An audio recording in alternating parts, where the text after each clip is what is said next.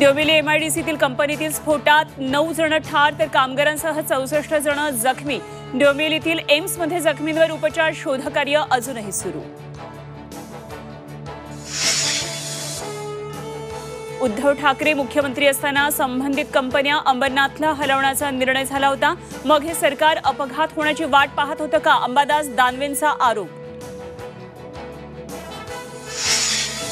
पुणे अपघात प्रकरणात काँग्रेस आमदार रवींद्र धंगेकरांचं पुणे पोलीस आयुक्तालयासमोर ठिय्या आंदोलन। पोलिसांनी पैसे घेऊन प्रकरण मिटवण्याचा प्रयत्न केल्याचा आरोप। पोलिसांची चौकशी करण्याची मागणी।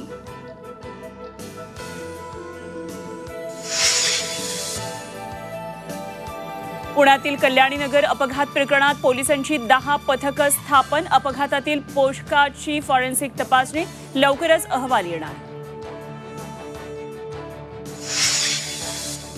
पुणे कार अपघात प्रकरणात आतापर्यंत 6 आरोपी अटकेत। विशाल अग्रवालची पोलीस कोठडी आज संपणार तर मुलाचे आजोबा आणि ड्रायव्हरला चौकशीसाठी बोलावलं। आणि महाराष्ट्रातल्या अनेक जिल्ह्यात भीषण दुष्काळ। वाशिममध्ये 13 गावांमध्ये पाणी टंचाई, मावळ मुळशीमध्ये पाण्यासाठी महिलांची वणवण।